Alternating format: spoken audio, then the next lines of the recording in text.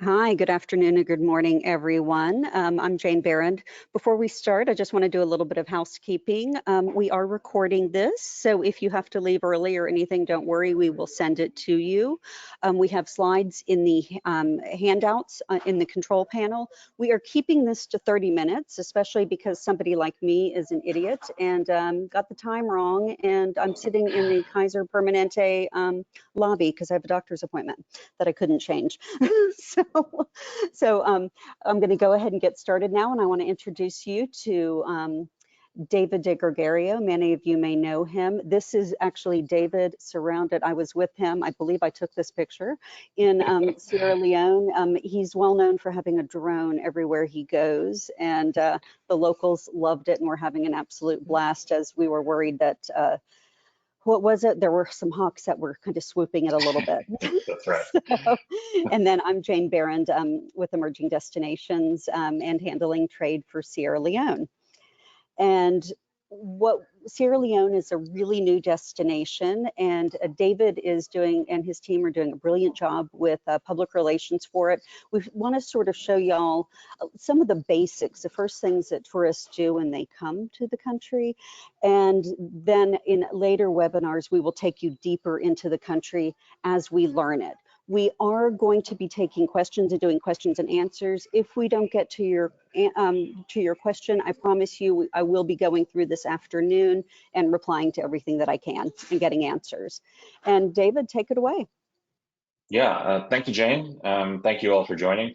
Sierra Leone is a very exciting destination for us. We're very, very happy to be working with them. It's probably a new destination for you. So if you're joining this, you probably have not heard of it. And that's really because up until 2019, Sierra Leone really hadn't launched its tourism sector following many years of civil war and other issues that the country's dealt with, that has now come out of and decided tourism is going to be a priority. So 2019, we first launched the tourism industry, I guess you could say, the international tourism industry in Sierra Leone. And then wasn't the best year to do that because then we had a pandemic hit us the next year. So it kind of set us back a couple of years. And now this year, 2023, we've been back and active again and really promoting the destination out in the world. And the response has been really, really, really strong. So just a few examples of some of the recognition that we've gotten in just the few months we've been working together. Again, Time Magazine named Freetown in Sierra Leone one of the world's greatest places for 2023. We're really excited about that. That was following bringing one of their writers with us to Sierra Leone. We've been recognized in Condé Nast Traveler several times now, specifically around how Sierra Leone is changing its narrative through tourism. We've gotten some great coverage on the connections between Sierra Leone and the United States and the southern roots of Sierra Leone in the United States. And we've seen some great sort of alternative Africa stories around Freetown and why Freetown should be on your Africa bucket list. So we've been getting a lot of really positive attention for the destination. And today we're going to give you the basics of it and show you why. Good.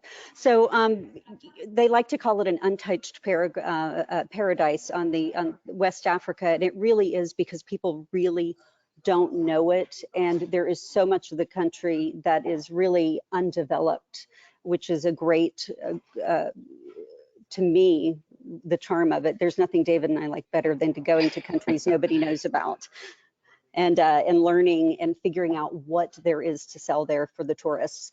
Just a few facts. They have about 18 ethnic groups. This is going to be very important when we talk about roots tourism.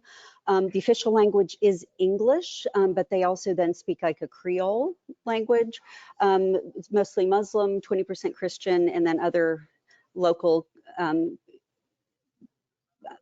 languages, and then Freetown, Kanama, Bo, Kadu.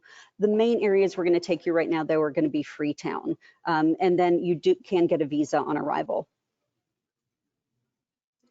And to get there is not too hard. I flew Atlanta, Delta, and then caught a flight down on Air France. You can also go to Brussels, and then David took Royal Air Maroc, Turkish Airlines, and then you can do Turkish Airlines. Jenna on my team is actually just arriving right now this evening in Sierra Leone on a fam trip, and she's actually done Delta over Air France, and then is going to meet me in Kenya in 2 weeks, taking Kenya Air. So it's a pretty cool way to connect the two areas. And then some local airlines, some other local airlines.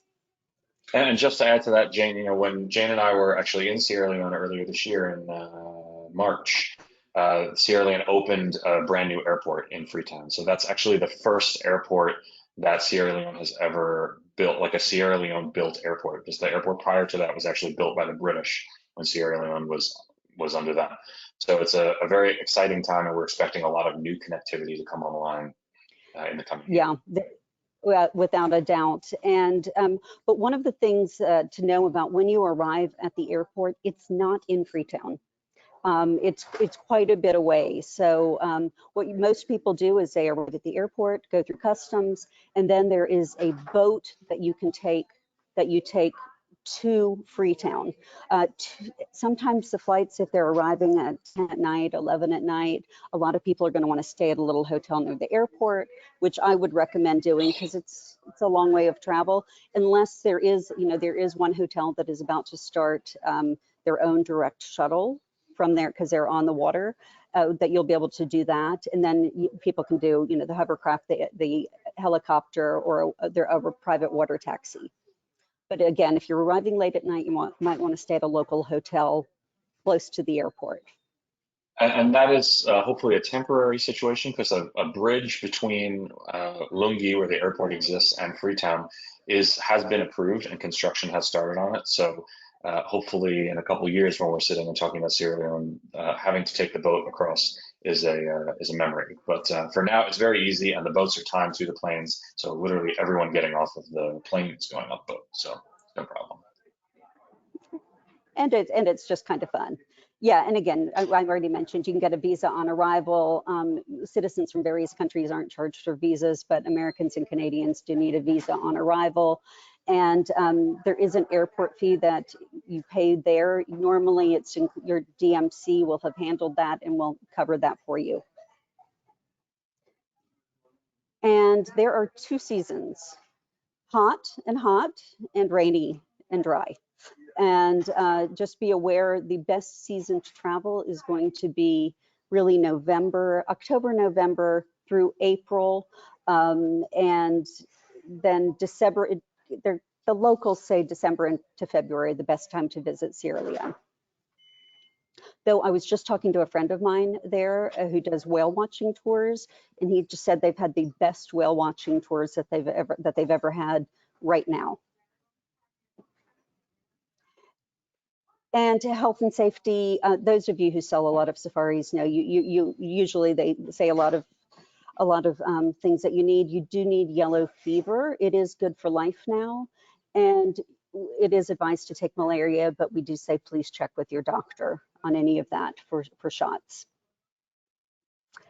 And that is my hand. I do have a small hand and small fingers, but that is $200 in the Leone currency.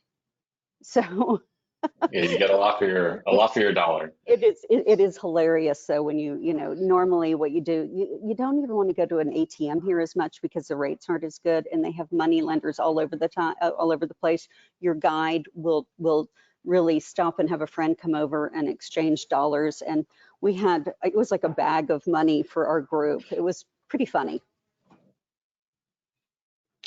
And Freetown, most people when they come, they go to Freetown.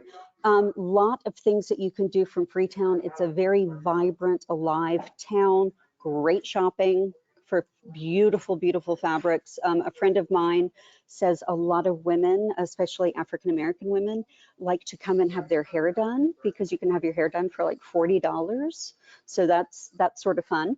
But some of the things to do, and we're going to run you through these: Takagoma, Banana Island, Lumley beaches.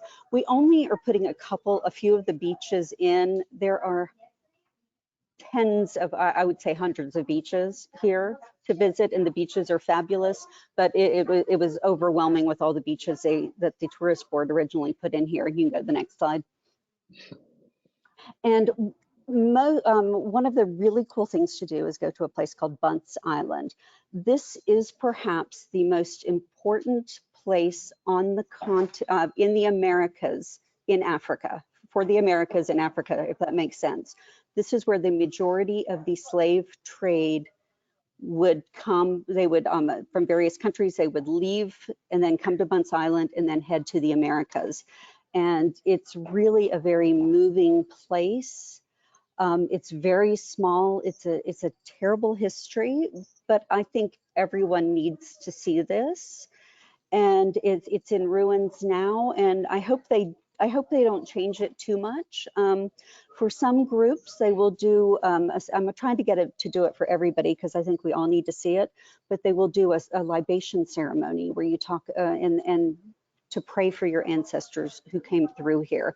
This is Peter, who is our guide. I like to show this picture of Peter because he was a former child soldier, and for him to tell us all about his experiences, and he's one of the most positive people I've ever met in my life. And you really, the history is their history is not far away, and all the adults there have dealt with it. But he took us around Buns Island, and then the next slide should be Tasso Island. And oh, yep, Tasso Island, as we arrive in Tasso, which is another island where a lot of the locals live. And there's a really cool eco camp here that you can stay. And they have some community-based programs here. And it's a nice to combine with Buns Island. And yeah, and so you can see the resort. And then big market, shopping. This is the most crowded shopping market I have ever been to in my life. And I will say it is not misspelled, guys. That's how the locals spell it, big market. But incredibly, lots of really, really cool artifacts and antiques and belts and handicrafts. One of the really fun things to do while you're there. I personally was a little overwhelmed because it is so chock full of things, 20, 30 feet high in the air. And then one of the other things that you can do when you're in Freetown is go to Leester Peak.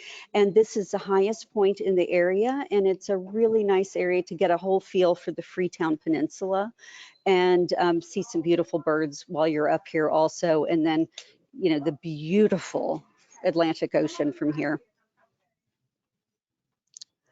And then Freetown has a lot of different places to stay. They've got some of the traditional American resorts like the Radisson Blu. They've got, local Sierra Palms, the Place Resort. That was one of my favorites, was the Place on the beach. And then there's Tome Resort, which we haven't listed here, which is sort of a more traditional African style resort. It feels more like some of those that you're going to stay when you're in Kenya, Tanzania with the decorations. The owner like is an African art museum. Yeah, it's like an art museum. Because he's an art collector. He's got the biggest private art collection in Sierra Leone. Okay. Great. And So it's the people is why you want to come. This is the lady on the first photo on the left. The lady on the right is Marianne, otherwise known as Madame Woki, who is she's a fashion designer. And she had, while David and I were there, she did I would call it a salon, where she had all of these lovely ladies, local entrepreneurs come and meet with us in the group. And she also made some clothing for us to take home. I didn't bother putting the picture of me wearing the head wrap because I didn't tie it well, but it was really, really fun. But this is the kind of thing that we can arrange for you and your groups when you're over, to meet a lot of local people. The local people are wide open for meeting people. I know some businessmen there who will meet people. David and I met the guy who is, he's from a diamond mining family. And he's happy to meet with groups and discuss the diamond mining business there. So lots of things going on. yeah, and I think that's an interesting point that we've discovered over and over when we went, is that because the destination is not so overly touristed, but that the interest in tourism is so high that there's like everything is a bit more accessible, which sounds kind of the opposite of what you'd think. But, I think we rolled into a small town, far away from Freetown, and did not that didn't see a lot of tourism, and the attention we got was so sort of overwhelming and positive that we were able to sort of make what we wanted of it. I mean, we had an impromptu meeting with the town's traditional healer that was not on our agenda. It was just an overwhelming welcomeness and eagerness to talk to us, and that led to opportunities that you wouldn't have in an itinerary that's to a destination that's sort of more trafficked. Yeah, and it is definitely a benefit. I can't believe, just all the business cards I came back with and how everybody contacted me after the trip and saying, bring more people, we want to talk to people. So that's a real benefit. Yeah, there's definitely a hunger for it there. So I'm going to bring you through just real quickly because Jane mentioned when we say Freetown, we really mean the Freetown Peninsula, which is a pretty big area. So there's the entire coast of that peninsula is beautiful beaches, but there are certain beaches that really stand out.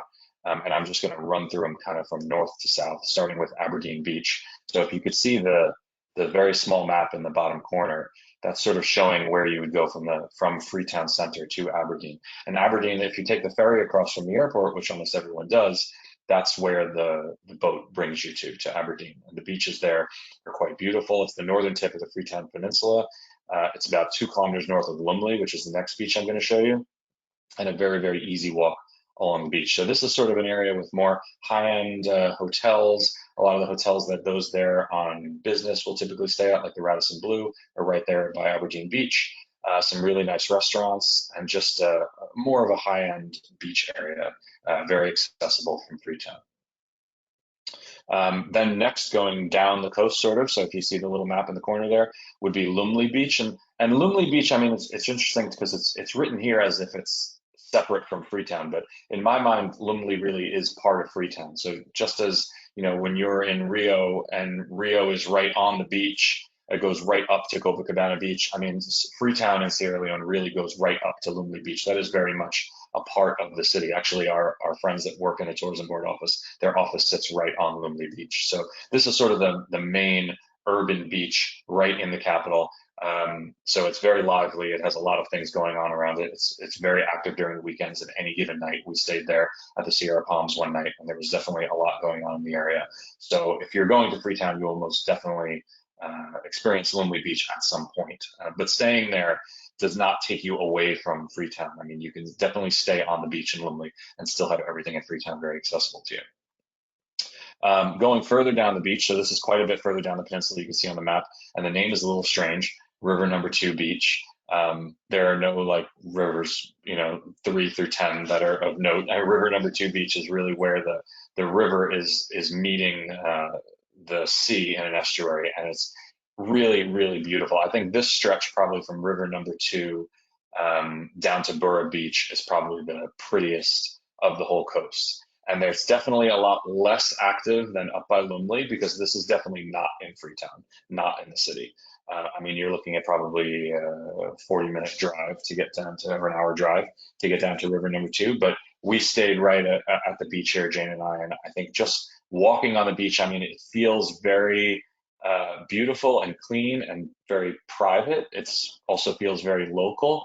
If you look like Jane or myself, you attract a lot of attention, but that attention is very, very positive. But I did not have the same experience that my husband and I had in Kenya on the beach, where we had the beach boys harassing us so much that we Yeah, left the beach. It was yeah, pleasant and nice and a totally different experience. that's a And of very good point, course, because I was David actually had his drone too, which it draws a was, lot of attention, yeah. but that is a good point, because I know I was just in Mombasa actually a week ago, and the attention there is not that it's negative, but it's a lot of people trying to sell, sell, sell. And that's not the case here, because this is just not an overly touristed area of international tourists. So there is a lot of attention. You're clearly an outsider, but people want to just come and have like conversations with you. And we got invited to a soccer game that was on the beach later, and there were some guys there that wanted to build us a fire after dinner. I mean, just like And they did, you and we don't have, enjoyed the and they fire. did, It yeah, was it fun. was great. But you don't really have that sort of experience on most beachy places, because they're so used to tourists. And then continuing down even further is Bora Beach. So that's sort of just past river number 2, down at the bottom of the peninsula, you can see on the map. And this is really Sierra Leone's surfing center. And you don't really associate Africa or West Africa with surfing. I mean, like you do other destinations, but the surfing here is really A plus. And there is a growing movement to grow this interest in surfing in this area.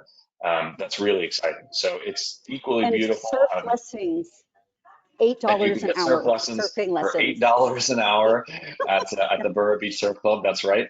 And actually, this is not a brochure picture. This is a picture I took with my drone, so you can see just really how beautiful and how deep the beach is. It's really, really nice. Okay, and here's some pictures we took with the surf guys down at Bora Beach. So continuing from there, from Bora Beach, just a little bit further south to Kent, which is the bottom of the peninsula, you could take a boat across to Banana Island. And that's like less than 30 minutes, I think, Jane, right, on those Yeah. boats? They're small boats, like you could see in the picture there. And Banana Island is close to the Sierra Leone mainland.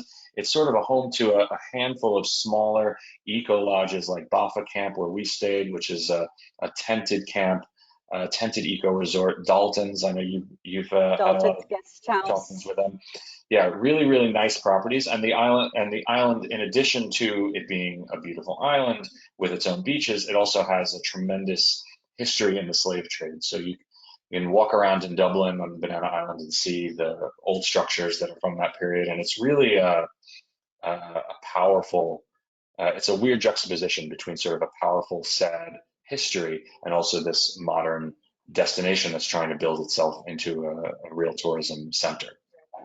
Yeah.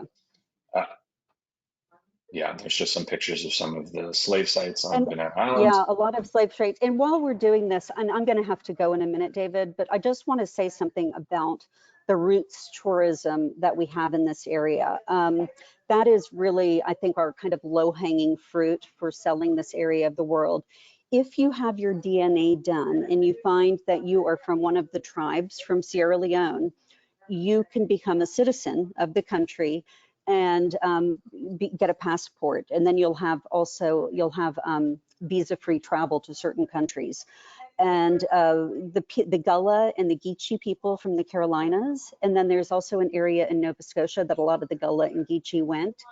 And I should say Georgia too, the Carolinas and Georgia, the Low Country. That is the majority of those people came from Sierra Leone. Even the sweetgrass baskets that you buy in Charleston, South Carolina, are very similar. They're the same design as what you buy in Sierra Leone for a fraction of the cost what you pay in Charleston. But I think you're going to see we have a lot of business there, people coming and getting their passport, and also then investing in the country and rediscovering their roots. And it's really special. And I'm originally from the Low Country of South Carolina. I found the food very similar, except their shrimp I saw the biggest shrimp I've ever seen in my life. They were the size of lobsters, but the food is very, very And similar, very and the cheap. culture and the houses. It's really pretty cool. Yeah. There, I'll let you go, David. Um, Sorry. Yeah, and I know we're running out of time because we wanted to keep this to 30 minutes. So I'll just touch on a couple of other things. Takagama Chimpanzee Sanctuary, which is much closer to Freetown Center, about 40 minutes drive from Freetown. This is really a must visit for anyone going to Sierra Leone. It's really much, much more than a chimpanzee sanctuary. I mean, if you want to see chimpanzees, and Sierra Leone is home to a considerable number of chimpanzees. Actually, chimpanzee is the national animal. Oh, can you still hear me? Yeah, David, we can hear you. Oh, now we can't hear you. All right. Okay, now we can hear you again. You can hear me. Okay. Okay, and The I'm technical going to, issue at this today. point, I apologize. I'm going to have to sign out, but I will be answering all the questions, and Yeah, I'll be no worries, sending Jen. written answers to everyone. Okay? Yeah, and you can still hear me, right? Yes. Okay, all right. I'll carry Okay. on. We'll just wrap up another 5 minutes. Okay. Thanks, Thanks, Jane. guys. Bye. So for anyone who wants to see the chimpanzees up close, most of the chimpanzees at Takagama are rescued from across Sierra Leone, and then they're raised there with the intention of releasing them into the wild later on. But Takagama is really much, much more than just the Chimpanzee Sanctuary itself. They're really leading the way in building some of the ecotourism frameworks around Sierra Leone.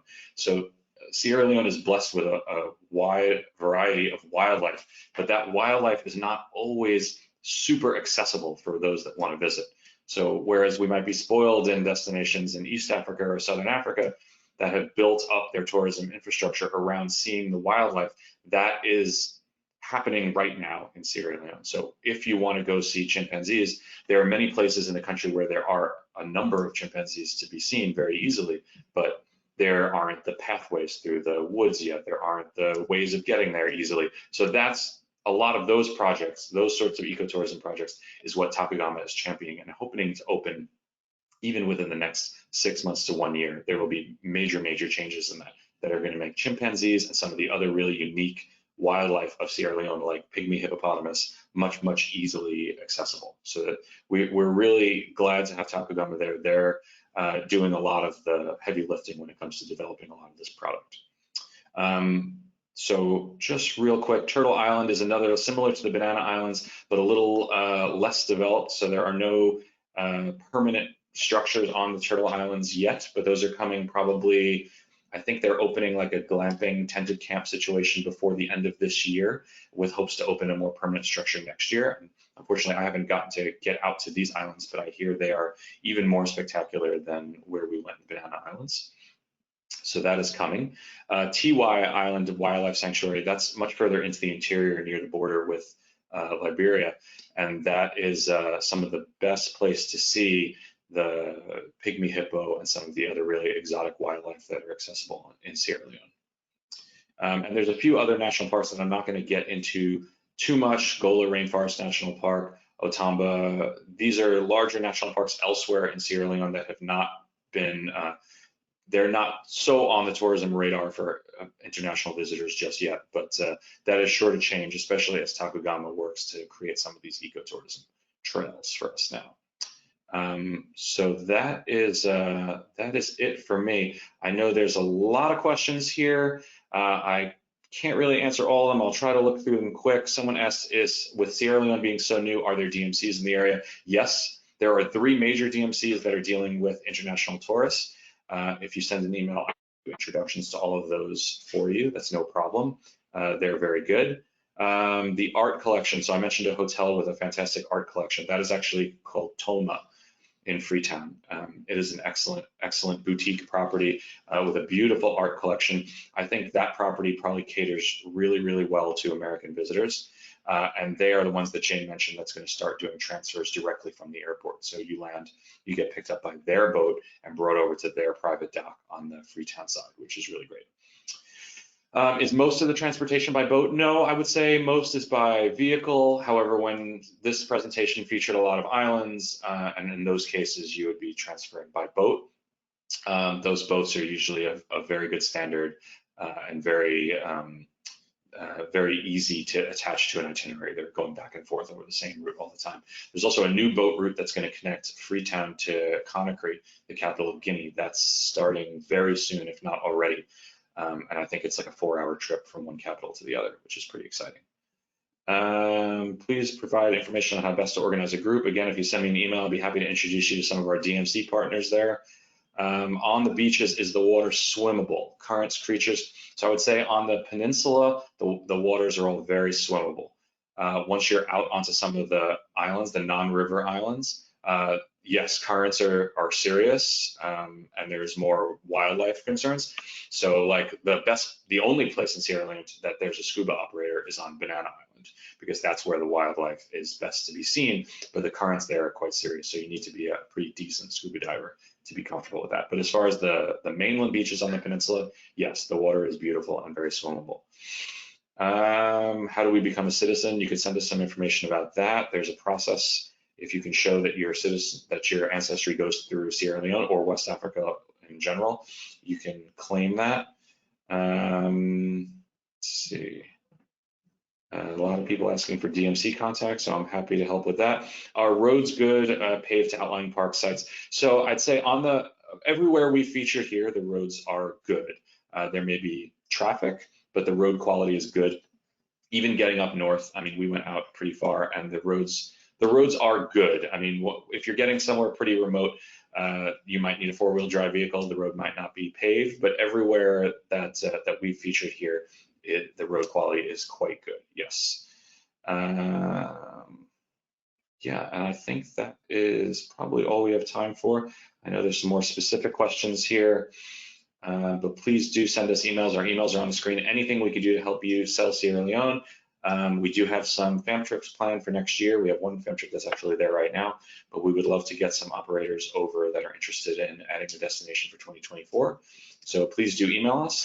And thank you so much for taking the time. We know it is very valuable, and I hope it was very productive. So thank you.